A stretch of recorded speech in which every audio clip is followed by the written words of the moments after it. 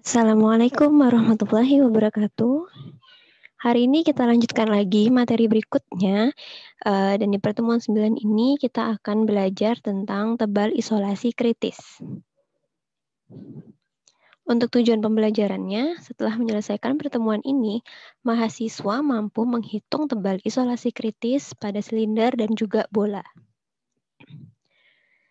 Jadi sebelum saya membahas tentang tebal isolasi kritis pada bidang silinder dan bola, di sini saya akan berikan dulu sedikit pengantar atau pendahuluan terkait dengan thermal insulation. Jadi thermal insulation ini atau yang biasa kita sebut sebagai isolasi, itu umumnya digunakan untuk menurunkan atau mengurangi laju perpindahan panas. Jadi kasus-kasus yang umum terkait dengan isolasi ini adalah misalnya, suatu pipa, di mana suatu pipa itu di dalamnya itu, digunakan untuk mengalirkan suatu fluida yang panas.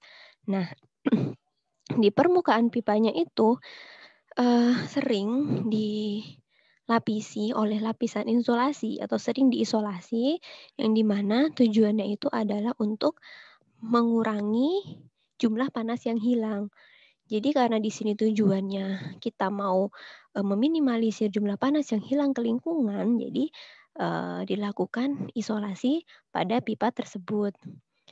Nah, karena isolasi itu bisa menurunkan laju transfer panas, itu berarti artinya heat insulating material atau bahan yang biasa digunakan untuk isolasi itu memiliki nilai konduktivitas termal yang rendah.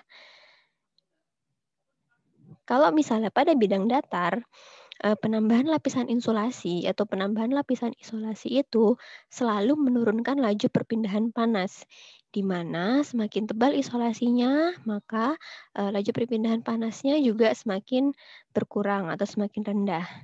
Nah, berbeda dengan bidang datar, untuk silinder dan bola, penambahan lapisan isolasi itu, bisa meningkatkan maupun menurunkan laju transfer panasnya.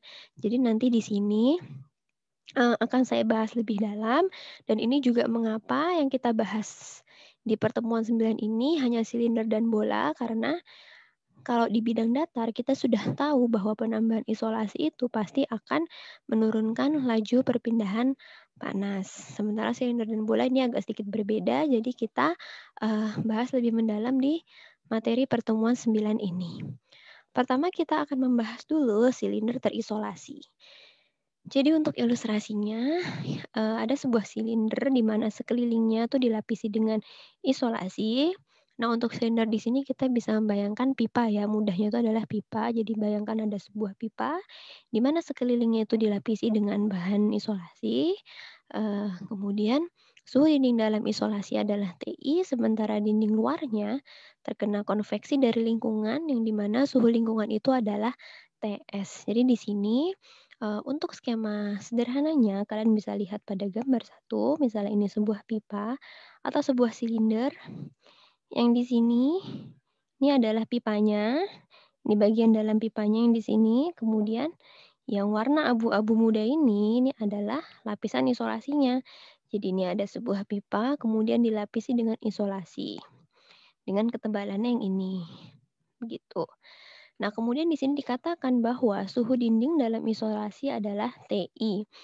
Berarti di sini nih, yang di lingkaran dalam ini suhunya adalah TI, sementara yang di permukaan luarnya ini terkena suhu udara, di mana udara tersebut suhunya adalah TS.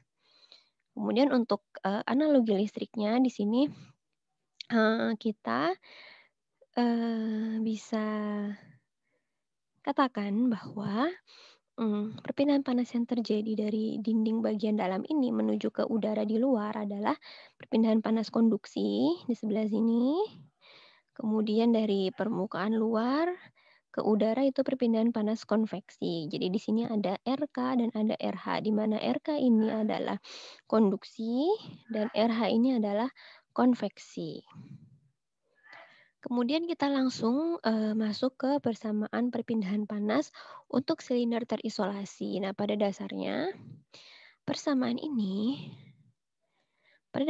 persamaan ini sama dengan, persamaan yang pernah kita bahas di Eee, saya lupa pertemuan berapa, tapi yang pasti, konsepnya ini sama kayak perpindahan panas konduksi pada silinder atau juga, transfer panas overall pada silinder itu udah pernah kita bahas. Jadi pada prinsipnya kalau misalnya tadi kan kita katakan bahwa di slide yang sebelumnya tadi ada perpindahan panas konduksi dan konveksi. Jadi di sini, kita gunakan penyebutnya itu di sini ada, ini yang menunjukkan konduksinya, ini aduh maaf, ini yang konduksi, kemudian ini menunjukkan transfer panas konveksi konveksi ya. Nah kemudian, sekarang kita berbicara tentang ketebalan optimum isolasi. Jadi, ketika kita melakukan penambahan lapisan isolasi pada sebuah pipa tadi ya misalnya, itu ada ketebalan optimumnya. Di mana ketebalan optimum itu kan pasti terkait dengan jari-jari si pipa tersebut, ya kan? Nah, isolasi ini tuh gunanya apa sih? Kan umumnya itu isolasi ini digunakan untuk, mengurangi atau meminimalisir jumlah panas yang hilang ke lingkungan, ya kan? Nah, jadi di sini untuk memperoleh laju transfer panas minimum, eee, kita berbicara tentang ketebalan optimum isolasi. Jadi di sini tuh kita berbicara tentang, berapa sih kita bisa mengetahui berapa ketebalan, isolasi yang optimum supaya kita bisa memperoleh laju transfer panas minimum. Atau kalau misalnya laju transfer panas minimum, itu kan artinya tahanan termalnya maksimum, dia kan berbanding terbalik. Jadi kalau misalnya, Q Q-nya ini minimum minimum, ini kan tahanan kan di bagian penyebutnya, berarti ini maksimum, dia berbanding terbalik kan, gitu. Nah, jadi sekarang kita, mau menentukan berapa sih jari-jari isolasi, yang optimum gitu supaya kita bisa mendapatkan, laju transfer panas minimum. Nah itu, kalau misalnya kita ingat kembali di mata pelajaran atau mata kuliah yang dulu mungkin di SMA juga kita pernah belajar bahwa untuk mendapatkan suatu nilai yang maksimum atau minimum kita bisa, membuat si turunan dari variabel itu sama dengan nol. Jadi kan kita ingin menentukan jari-jari isolasi di mana kita bisa memperoleh nilai Q yang minimum. Berarti di sini dQ per dr0 sama dengan 0. Jadi turunannya akan sama dengan 0. Kenapa ini DR0? DR0 di sini tuh maksudnya, jari-jari luarnya ya. Jadi jari-jari setelah ditambah dengan lapisan isolasi, gitu. Nah, dari turunan ini apabila diselesaikan, itu akan diperoleh persamaan ini, R0 sama dengan K per H, di mana K per H ini sama dengan RC. RC itu apa sih? Jari-jari jari-jari kritis kritis.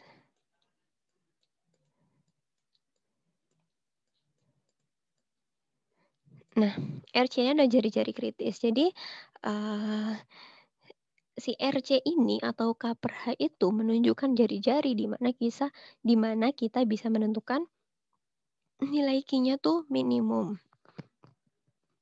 Nah, di sini juga saya tuliskan bahwa RC adalah jari-jari isolasi kritis.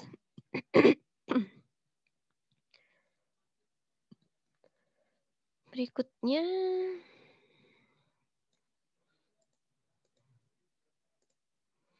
nah sekarang, ketika kita tadi sudah mengetahui persamaan untuk menentukan jari-jari kritis, sekarang ini ada 2 kondisi.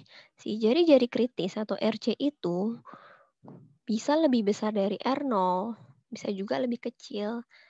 Nah, di sini perlu diperhatikan dan kalian harus paham juga bahwa kalau misalnya RC itu lebih besar dari R0, maka transfer panas akan meningkat dengan penambahan tebal isolasi. Jadi kalau misalnya, kita udah menghitung jari-jari kritisnya, ya kan. Kemudian sementara di soal itu sudah diketahui R0-nya. R0-nya itu adalah jari-jari yang luar ya kan. Nah, kalau misalnya ternyata si RC-nya ini lebih besar dari R0, maka itu menunjukkan bahwa transfer panas itu akan meningkat dengan penambahan tebal isolasi. Jadi ini terdengar tidak terdengar kurang umum mungkin ya, karena kan yang biasanya kita tahu itu adalah ketika kita menambahkan isolasi itu pasti laju transfer panasnya itu kan akan berkurang. Tapi ini kalau misalnya ternyata si jari-jari kritisnya itu lebih besar daripada RO maaf, maka transfer panasnya itu akan meningkat dengan penambahan tebal isolasi. Nah, kondisi seperti ini diinginkan misalnya pada aliran arus listrik melalui kabel, di mana penambahan isolasi akan membantu transfer panas yang terdisipasi di dalam kabel ke lingkungan sekitar. Jadi benar-benar udah cukup jelas ya. Jadi suatu kabel itu malah diinginkan uh, ketebalan isolasinya itu lebih besar atau lebih tebal gitu, karena dengan semakin tebalnya isolasi tersebut itu akan membantu transfer panas yang terdisipasi di dalam kabel ke lingkungan sekitar.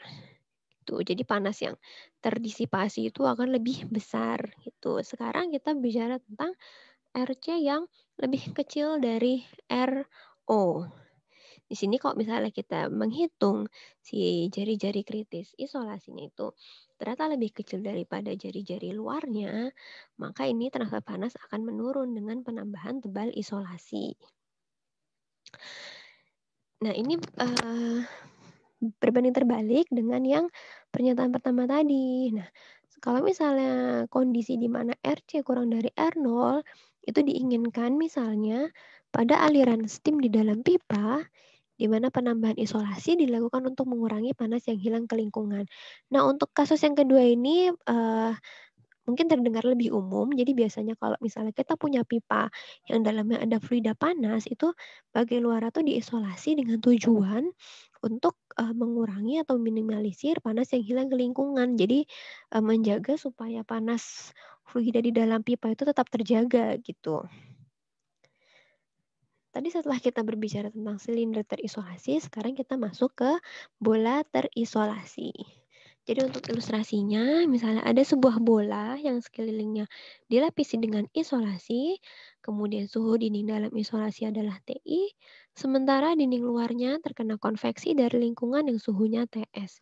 Di sini kita bisa lihat skemanya bahwa di bagian dalam ini suhunya adalah TI, sementara di bagian luarnya ini, di bagian luarnya ini terpapar oleh udara yang suhunya TS. Kemudian ini untuk analogi listriknya masih sama dengan yang silinder tadi, di mana di sini transfer panas yang terjadi itu adalah RK, maksud saya konduksi, yang melalui si lapisan isolasi ini, ya kan? Kemudian ini ada RH, itu adalah tahanan konveksi dari permukaan isolasi menuju ke udara di sekitarnya. Nah, kemudian ini sekedar mengingatkan lagi bahwa untuk tahanan konduksinya, untuk bola, persamaan adalah ini, dan ini adalah tahanan konveksinya untuk bola. Kemudian kita masuk ke persamaan perpindahan panas untuk bola terisolasi. Jadi persamaan ini juga sudah pernah saya bahas di pertemuan-pertemuan yang lalu. Saya lupa tepatnya di pertemuan berapa. Jadi di sini ada Q sama dengan 4Pi, TI min TS, dan seterusnya. Nah, ini perpindahan panas untuk bola terisolasi. Jadi perpindahan panas ini adalah perpindahan panas yang terjadi dari dinding bagian dalam bola menuju ke udara di sekitar bola. Nah, terus tadi ini sama. Kita ingin menentukan jari-jari isolasi di mana kita bisa mencapai laju transfer panas yang maksimum atau minimum. Itu digunakan persamaan dq per d R0 sama dengan 0. Kemudian persamaan persamaan ini turunannya diselesaikan sehingga diperoleh RO sama dengan 2K per H. Nah, 2K per H ini adalah persamaan yang digunakan untuk menentukan jari-jari isolasi kritis pada bidang yang berbentuk bola. Gitu. Sekarang kita langsung masuk saja ke contoh soalnya. Jadi di sini saya berikan satu contoh soal yang di mana contoh soal ini merupakan contoh untuk silinder terisolasi. Jadi kita mulai aja. Di sini ada sebuah kabel listrik dengan diameter 17 mm dan panjangnya 5 meter. Dilapisi dengan plastik yang tebalnya 2 mm. Jadi ini ada kabel diameternya 17, panjangnya 5 meter, dilapisi dengan plastik. Plastik ini berarti sebagai si lapisan isolasinya ya. Jadi di sini silindernya itu adalah kabel dan ini plastiknya itu adalah lapisan isolasinya. Ketebalannya 2 mm. Ini ada nilai K-nya. Kemudian di sini diketahui bahwa kabel tersebut mampu mengalirkan panas sebesar 80 watt. Nah, apabila lapisan luar plastik terekspos media atau terekspos udara gitu ya, yang suhunya 30 derajat Celcius dengan koefisien transfer panas konveksi 12 watt per meter kuadrat derajat Celcius, tentukan temperatur interface antara kabel dengan plastik. Nah, di sini kita bisa lihat gambarnya dulu biar nanti lebih ada gambaran gitu ya. Jadi misalnya ini kabel. Di sini ada plastiknya, lapisan plastiknya yang warna abu-abu muda ini. Kemudian di sini ada T1, di sini ada T1 ya. Di sini di permukaan luar isolasinya T2. Dan ini di udaranya itu adalah suhunya T infinite atau T tak hingga itu adalah suhu udara, ya kan? Kemudian untuk jari-jarinya di sini ada R1, di sini ada R2, dan si plastik ini mempunyai nilai konduktivitas termal K. Kemudian dan di sini ada koefisien transfer panas konveksi. Nah, di sini panasnya itu adalah mengalir dari bagian dalam, ya kan, dari kabel ke lingkungan seperti ini kan, ini kinya nih. Ini kinya tadi. Nah, ini kinya. Udah kurang lebih gambaran seperti itu. Kemudian ini diminta temperatur interface antara kabel dengan plastik. Berarti kan ini kan T1 yang ditanya. Temperatur interface itu berarti maksudnya batas ya, batas antara si kabel ini kan dengan plastik. Berarti kan batasnya di T1 ini. T1 ini ditanya berapa sih? Nah, ini diselesaikan dengan persamaan dasar yang tadi, persamaan persamaan laju transfer panas untuk silinder terisolasi. Jadi tadi persamaannya ini, ya kan? Ini persamaannya. Kemudian kita masukkan saja angka-angkanya di sini. Diketahui tadi Q-nya 80 watt. Ini kan tadi sebagai Q 80 watt ya. Jadi 80 watt sama dengan ini kita masukkan saja 2 kali 3,14 kali panjangnya 5 meter. Nah, panjangnya 5 meter. Kemudian, oh ini seharusnya T1 ya ini. Karena kan digambar tadi kan T1 nih. Jadi ini biar sama ini harusnya T1 aja nih. Maaf ini T1 kan. Sebenarnya boleh mau TI boleh, mau T1 boleh. Cuman karena kita samakan dengan gambar supaya tidak bingung dan harus konsisten ya. Kok digambar T1 berarti nanti persamaannya T1. Ini saya salah, belum diperbaiki. Jadi di sini T1 minus 30 derajat Celcius. 30 ini yang mana ini? Ini 30 derajat Celcius dari ini. Kemudian ln R2 per R1 per K 1 per R2 kali H. Nah, untuk R2 per R1-nya ini saya harap kalian udah tahu di mana tadi.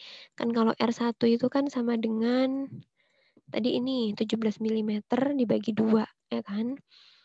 Terus untuk R2-nya tadi 17 mm dibagi 2 itu kan 8,5 ya, 8,5 mm. Nah, 8,5 mm nanti untuk R2-nya. R2-nya sama dengan 8,5 ditambah berapa? Nih, tebalnya 2 milimeter ya. Tambah ketebalan si plastik, tambah 2, ini milimeter satuannya, milimeter. Nah, nanti hasilnya segini. Kemudian kalian selesaikan dengan persamaan matematis biasa, diperoleh T1-nya sama dengan 53,81 derajat Celcius. Udah ya. Ini rasanya nggak susah. Kemudian di sini ada pertanyaan keduanya nih. Apabila ketebalan plastik ditambah menjadi 2 kalinya, temperatur interface akan meningkat atau berkurang, ya kan? Di sini ditanya, tadi kita sudah dapat suhu interface-nya itu kan 53,81. Nah, sekarang kita coba aplikasikan persamaan tadi jari-jari isolasi kritis di soal yang ini ya. Nih, di sini dikatakan bahwa apabila ketebalan plastik ditambah menjadi 2 kalinya, temperatur interface itu akan meningkat atau berkurang. Jadi, pertama-tama untuk bisa memperkirakan atau menjawab pertanyaan ini, kalian harus hitung dulu berapa jari-jari kritis isolasinya. Dan jari-jari kritis dihitung dengan cara untuk silinder ya, RC sama dengan K per H. K ini di sini tadi adalah konduktivitas termal si bahan isolasinya, kemudian H ini adalah koefisien transfer panas konveksi. Jadi di sini 0,15 dibagi dengan 12, hasilnya 0,0125.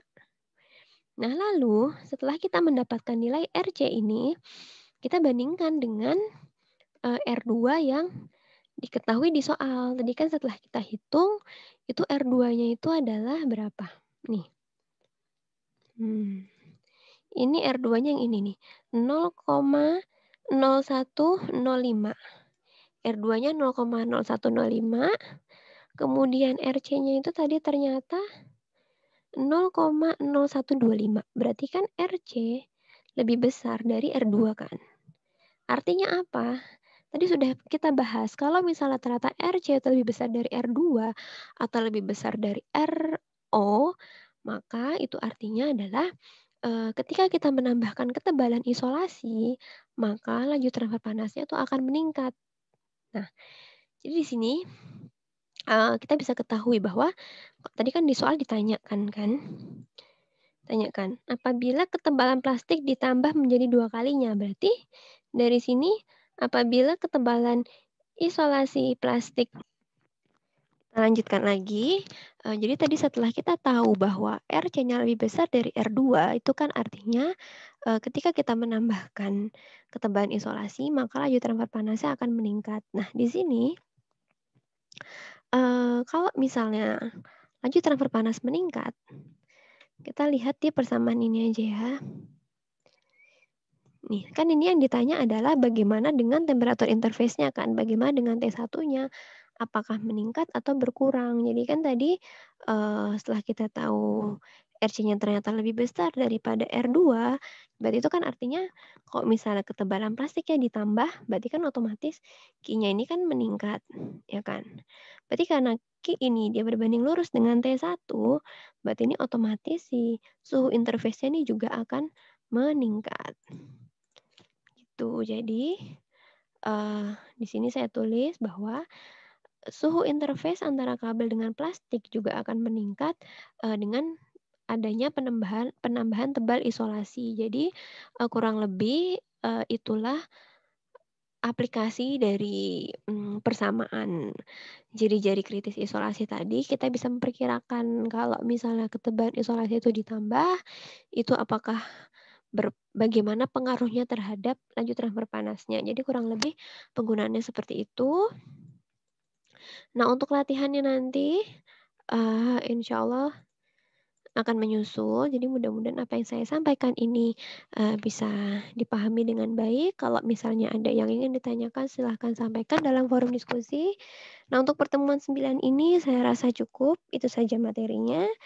Mungkin kalau misalnya untuk contoh soal-soal yang lain bisa dicari di referensi-referensi ini atau mungkin di internet-internet juga pasti banyak.